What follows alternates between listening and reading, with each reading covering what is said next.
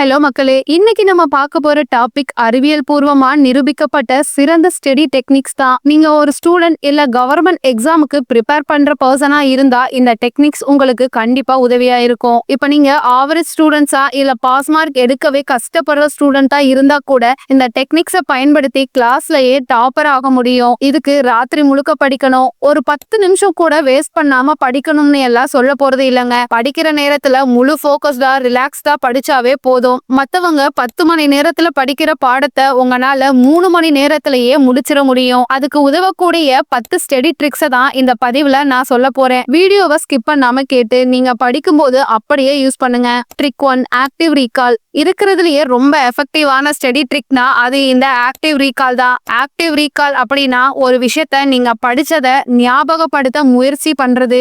எப்படின்னா, இப்போ ஒரு சாப்டரை நீங்க படிக்கிறீங்க, ஒரு 1 or 2 டைம்ஸ் அதை ஃபோக்கஸ்டா ரீட் பண்ணிட்டு அதுல என்னதான் சொல்ல வராங்கன்னு புரிஞ்சுக்க முயற்சி பண்ணுங்க. ஒருவேளை அப்படி ரீகால் பண்ணும்போது சில விஷயங்கள் உங்களுக்கு ஞாபகம் இல்லாம கூட இருக்கும். ஆனா அது பரவாயில்ல, அகைன் புக்கை ஓபன் பண்ணி திரும்ப படிச்சுட்டு அகைன் ரீகால் பண்ணுங்க.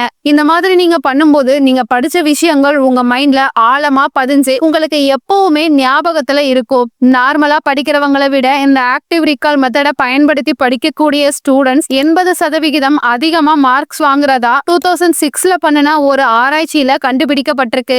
சும்மா படிச்சுட்டே போறதை விட அப்பப்ப இந்த மாதிரி ரீகால் பண்றது உங்க மைண்ட்ல நியூரல் கனெக்ஷன்ஸை ஸ்ட்ராங்கா ஆக்கிக்க உதவும். ஆக்டிவ் ரீகாலை எப்படி பிராக்டிஸ் பண்ணணும்னா, எக்ஸாம்பிளுக்கு போட்டோ சயின்டிஸ்ட பத்தி படிக்கிறீங்கன்னா அதுல என்ன சொல்றாங்கன்னு ஃபர்ஸ்ட் ரீட் பண்ணுங்க. பண்ணிட்டு அதுல சொல்லப்பட்டிருக்க முக்கியமான பாயிண்ட்ஸை ரீகால் பண்ணி ஒரு நோட்ல எழுதிக்கோங்க. நீங்க இந்த மாதிரி எழுதுறது உங்க ரிவிஷன்ஸ்க்கு யூஸ்ஃபுல்லா இருக்கும். இன்னும் இந்த ஆக்டிவ் ரீகாலை எஃபெக்டிவா பண்றதுக்கு ஃபிளாஷ் கார்ட்ஸை யூஸ் பண்ணலாம். ஃபிளாஷ் கார்டோட ஒரு சைட்ல கொஸ்டின்ஸை எழுதிட்டு அதுக்கு அடுத்த சைட்ல ஆன்சரை எழுதி வைக்கலாம். இப்படி நீங்க பண்ணும்போது அந்த கொஸ்டின்ஸை பார்த்ததுமே உங்களுக்கு ஆன்சர்ஸ் ஞாபகம் வந்துடும். எக்ஸாம் ஹால்லையும் உங்களால ஈஸியா எழுதிட முடியும். இன்னும் இந்த ஆக்டிவ் ரீகால் மூலமா உங்களோட ஃப்ரெண்ட்ஸுக்கு நீங்க படிச்ச டாபிக்கை சொல்லி கொடுக்கலாம். 2 பேருமே படிச்ச மாதிரி இருக்கும். ஆல்சோ நீங்க படிக்கிற டாபிக்கும் உங்க பிரெயின்ல ரொம்ப நாள் இருக்கும். அடுத்து ட்ரிக் நம்பர் 2, ஸ்பேஸ்டு ரெபிடேஷன்ஸ். 2018ல பண்ணின ஒரு ஸ்டடி படி நீங்க இன்னைக்கு படிக்கக்கூடிய விஷயம் நாளைக்கு ஒரு 10% மறக்கும். இன்னும் 2 நாள் போனா 20% மறக்கும். அப்படியே இன்னும் 2 நாள் போனா 50% மறக்கும்னு கண்டுபிடிச்சிருக்காங்க. இப்படி நம்ம படிக்கக்கூடிய விஷயங்கள் பயன்படுத்தாம வைக்கும் போது நாள் ஆக ஆக பிரெயின்ல இருந்து அழிக்கப்பட்டுக்கிட்டே தான் இருக்கும். இது ஒரு நார்மல் ப்ராசஸ் தான். ஆனா இதே ஒரு விஷயத்த நீங்க ரிப்பீட்டடா படிச்சுட்டே இருக்கும்போது அது உங்க பிரெயின்ல ரொம்ப நாள் இருக்கும். எக்ஸாமுக்கு முன்னாடி நாள் இருக்கிற ப்ரெஷரை கூட இது குறைக்கும். டெய்லி கொஞ்சம் கொஞ்சமா படிச்சு அதை ரிப்பீட்டடா நீங்க ரிவைஸ் பண்ணிட்டே இருக்கும்போது உங்களுக்கு அது பெரிய கஷ்டமா தெரியாது. எக்ஸாமை பத்தி நீங்க பயப்படவே தேவையில்லை. படிக்கும்போது முக்கியமான பாயிண்ட்ஸை நோட்ஸ் எடுத்து வச்சுக்கோங்க. நீங்க எடுத்த நோட்ஸை அப்பப்ப ரிவைஸ் பண்ணிட்டே இருங்க. ஒரு குறிப்பிட்ட டைமை செட் பண்ணிக்கோங்க. இன்னைக்கு படிக்கிற டாபிக்கை ஒரு 3 நாளைக்கு ஒரு டைம் அதாவது ரிவைஸ் பண்ணிட்டே இருங்க. இதுக்கு பெருசா நேரம் எல்லாம் ஸ்பெண்ட் ஆகாது. இதை நீங்க விட்டுட்டு எக்ஸாமுக்கு முன்னாடி நாள் படிக்கலாம்னு புக்கை திறந்தீங்கன்னா எல்லாமே புதுசா படிக்கிற மாதிரி தான் இருக்கும். ஸோ ஷெட்யூல் போட்டு ரிவைஸ் பண்ணுங்க. Trick 3, pomodoro technique. இந்த டெக்னிக்கை ஆல்ரெடி நீங்க நிறைய இடங்கள்ல கேள்விப்பட்டிருப்பீங்க. 25 நிமிஷம் வேலை, 5 நிமிஷம் ரெஸ்ட், இந்த மாதிரி 4 சைக்கிள் பண்ணினா அப்புறம் ஒரு பெரிய ரெஸ்ட் எடுக்கலாம். இதுதான் ப்ரொமோட்ரோ டெக்னிக். இந்த டெக்னிக்கை பயன்படுத்தி நீங்க படிக்கிறது மூலமா உங்களால ஃபோக்கஸ்டா படிக்க முடியும்னு சயின்டிபிக்கா ப்ரூவ் பண்ணியிருக்காங்க. ப்ரொமோட்ரோ டெக்னிக்கை பயன்படுத்துறதுக்கு நீங்க படிக்கிற அப்பவே ஒரு கிளாக்கை எடுத்து பக்கத்துல வச்சுக்கோங்க. மொபைல் கிளாக் எல்லாம் வேண்டாம், நார்மல் கிளாக் எடுத்து பக்கத்துல வச்சுக்கோங்க. அதுல 25 மினிட்ஸுக்கு டைமர் செட் பண்ணிட்டு படிக்க ஸ்டார்ட் பண்ணுங்க. 25 மினிட்குள்ள எவ்வளோ கம்ப்ளீட் பண்ணணும்ன்ற ஒரு கோலையும் செட் பண்ணிக்கோங்க.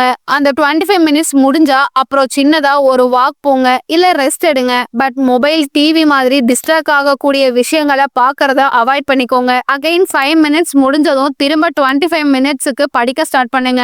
இந்த மாதிரி 4 டைம் நீங்க பண்ணலாம். பண்ணி முடிச்சுட்டு 30 மினிட்ஸ் to 1 hour ரெஸ்ட் எடுத்து திரும்ப படிக்க ஸ்டார்ட் பண்ணுங்க. இந்த மாதிரி இடையில கேப் விட்டு ரெஸ்ட் எடுத்து நீங்க படிக்கும்போது உங்க பிரெயின் டயர்ட் ஆகாம நீங்க படிக்கக்கூடிய விஷயத்துல ஃபோக்கஸ் பண்ண உதவும். Trick 4, interleaving. இன்டர்லிவிங் அப்படின்னா மிக்ஸ் பண்றது. ஒரு சப்ஜெக்டை படிக்கும்போது குறிப்பிட்ட டைமை விட்டு மத்த சப்ஜெக்டையே மிக்ஸ் பண்ணி படிக்கிறது. ரிசர்ச் படி இந்த மாதிரி சப்ஜெக்டை மாத்தி மாத்தி படிக்கக்கூடிய ஸ்டூடெண்ட்ஸ் மத்த ஸ்டூடெண்ட்ஸை விட 43% பெட்டரா பர்ஃபார்ம் பண்றதா சொல்றாங்க.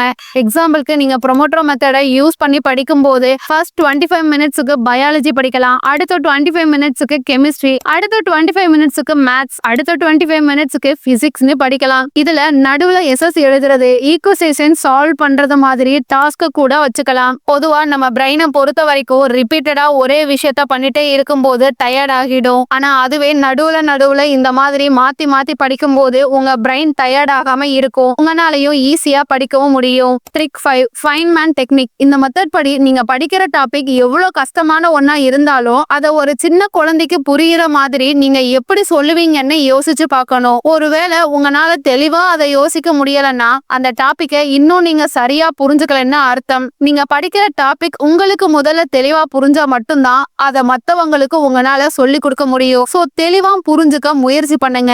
ஆல்ரெடி உங்களுக்கு தெரிஞ்ச விஷயங்கள் கூட கம்பேர் பண்ணி படிங்க. டெய்லி நீங்க பார்க்கக்கூடிய ஃபேஸ் பண்ணக்கூடிய ஆக்டிவிட்டிஸை எக்ஸாம்பிளா வச்சு படிக்கிற டாபிக்ஸை படிங்க. இது சிம்பிளா நீங்க படிக்கிற கான்செப்டை புரிஞ்சுக்க உதவி பண்ணும். Trick 6 dual coding. Dual coding colour தியரிய 1971ல கண்டுபிடிச்சிருக்காங்க. இந்த தியரி படி நம்ம பிரெயினுக்கு வேர்ட்ஸ் டயக்ராம்ஸ்னு கலர்ஃபுல்லா காட்டும் போது அது நார்மலா ஞாபகம் வச்சுக்கிறத விட இன்னும் அதிகமா ஞாபக திறனோட இருக்கும். சோ நீங்க படிக்கக்கூடிய டாபிக்கையும் இந்த மாதிரி தியரிய வச்சு ஈஸியா ஞாபகம் வச்சுக்க முடியும். எக்ஸாம்பிளுக்கு போட்டோ சயின்டிசிஸ பத்தி படிக்கிறீங்கன்னா ப்ரோக்ராமா படிச்சுட்டு போறதுக்கு பதிலா டயக்ராம்ஸை வச்சு புரிஞ்சுக்க முயற்சி பண்ணலாம். இந்த மாதிரி ஃப்ளோ சார்ட், இன்ஃபோகிராபிக்ஸ், மைண்ட் மேப்ஸை யூஸ் பண்ணி நீங்க படிக்கிற கான்செப்டை ஈஸியா உங்க மைண்ட்ல ஸ்டோர் பண்ணிக்க முடியும். ட்ரிக் 7 எலபரேட்டிவ் இன்ட்ரோகேஷன்ஸ். இந்த மெத்தட் படி நீங்க ஒரு டாபிக்கை படிக்கிறதுக்கு முன்னாடி 2 கேள்விகளை கேட்கணும். அதுதான் why and how. எக்ஸாம்பிளுக்கு போட்டோ சயின்டிசிஸ பத்தி நீங்க படிக்க போறீங்கன்னா ஏன் இந்த போட்டோ சயின்டிசிஸ் நடக்குது,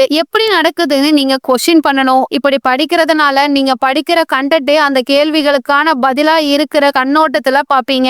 அது உங்க பிரெயின்ல ஈஸியா ஸ்டோர் ஆகும். உங்களுக்கு பிராக்டிக்கலாவும் நீங்க படிக்கிறதுக்கு யூஸ் ஆகும். சோ நீங்க படிக்கிற டாபிக் என்னவா இருந்தாலும் அதை ஏன் எப்படின்னு கொஸ்டின் பண்ணுங்க. இது நீங்க படிக்கிற டாபிக்கை பிரெயின்ல ஈஸியா ஸ்டோர் பண்ணிக்க உதவும். Trick 8 mind mapping. Mind map அப்படின்னா நீங்க படிக்கிற டாபிக்ல இருக்கிற சின்ன சின்ன முக்கியமான பாயிண்ட்ஸை நோட் பண்ணி வைக்கிறது. அதை பார்க்கும்போது முழு டாபிக்கும் உங்களுக்கு முழுசா புரியணும். அந்த மாதிரி ஒரு மைண்ட் மேப்பை நீங்க கிரியேட் பண்ணணும். நார்மலா நோட்ஸ் எழுதுறதுக்கு பதிலா இந்த மாதிரி மைண்ட் மேப்பையே போட்டு நீங்க படிக்கலாம். இம்பார்ட்டன்டான ஹெட்லைன்ஸை ஹைலைட் பண்ணுங்க. அதுல இருக்கக்கூடிய முக்கியமான பாயிண்ட்ஸை ஃபில்டர் பண்ணி நோட் பண்ணுங்க. மைண்ட் மேப்ன்றது எவ்வளவு ஷார்ட்டா இருக்கோ அவ்வளோ ஈஸியா உங்க மைண்ட்ல ஸ்டோர் ஆகும். இது உங்களுக்கு ரிவைஸ் பண்றதுக்கும் யூஸ்ஃபுல்லா இருக்கும். சோ கண்டிப்பா ட்ரை பண்ணி பாருங்க. Trick 9 self testing. எக்ஸாமுக்கு போய் எக்ஸாம் பேப்பரை கையில வாங்கினதும் படிச்சதெல்லாம் மறந்து போகுதேன்னு நீங்க நினைக்கிறீங்கன்னா இந்த மெத்தடை கண்டிப்பா ட்ரை பண்ணி பாருங்க. இது உங்க மெமரி பவரை இன்க்ரீஸ் பண்றதோட மட்டும் இல்லாம உங்களுக்கு எக்ஸாம் பத்தி இருக்கிற பயத்தையும் போக்கும். அப்பப்போ உங்களுக்கு நீங்களே டெஸ்ட் வச்சுக்கோங்க. சின்ன சின்ன டெஸ்ட்டை வீட்ல எழுதி பாருங்க. ஆன்லைன்லயே நீங்க படிக்கிற டாபிக்ஸ்க்கான கொஸ்டின்ஸ் பேப்பர்ஸும் இருக்கு. அதை கூட நீங்க பிராக்டிஸ் பண்ணலாம். இந்த மாதிரி நீங்க அப்பப்ப படிக்கிற டாபிக்ல டெஸ்ட் எழுதி பாருங்க. இது உங்களுக்கு அந்த டாபிக்ல இருக்கிற மெமரியை இன்க்ரீஸ் பண்ணும். கடைசியா ஸ்லீப். கிளாஸ்ல டாப்பர் ஆகணும்னா படிக்கிறது எவ்வளவு முக்கியமோ அதே அளவுக்கு நல்ல தூக்கமும் முக்கியம்தான். தூங்காம படிச்சுட்டே இருக்கிறதுனால உங்க பிரெயின் டயர்ட் தான் ஆகுமே தவிர புதுசா எந்த இன்ஃபர்மேஷனையும் ஸ்டோர் பண்ண முடியாது. ஒரு நாளைக்கு 8 மணி நேரம் தூங்குற ஹேபிட்டா வச்சுக்கோங்க. நீங்க தூங்கும் போதுதான் நீங்க படிக்கிற டாபிக் உங்க பிரெயின்ல புது கனெக்ஷன்ஸை உருவாக்கும். சோ தூக்கத்தை கெடுத்து படிக்கிறத விட்டுட்டு நல்லா தூங்குங்க. நல்ல தூக்கத்தோட நான் சொன்ன எல்லா ஹேபிட்ஸையும் பயன்படுத்துங்க. இந்த மெத்தட்ஸ் எல்லாமே நீங்க படிக்கிறத ஞாபகம் வச்சுக்க ரொம்ப உதவியா இருக்கும். இதை பயன்படுத்தி உங்களாலையும் கிளாஸ்ல டாப்பர் ஆக முடியும். சோ இனியும் வெயிட் பண்ணாம இன்னைக்கே நீங்க படிக்கும் போதே இந்த மெத்தட்ஸை யூஸ் பண்ணி படிங்க. இந்த வீடியோ உங்களுக்கு யூஸ்ஃபுல்லா இருக்கும்னு நம்புறோம். வீடியோ பிடிச்சிருந்தா லைக் பண்ணிட்டு உங்க ஃப்ரெண்ட்ஸ் அண்ட் ஃபேமிலிக்கு ஷேர் பண்ணுங்க. இந்த மாதிரி யூஸ்ஃபுல்லான வீடியோஸ்க்கு நம்ம பி பட்டர் தமிழ் சேனலையே சப்ஸ்கிரைப் பண்ணிக்கோங்க. இன்னொரு நல்ல டாபிக்ல சந்திக்கிறேன். நன்றி.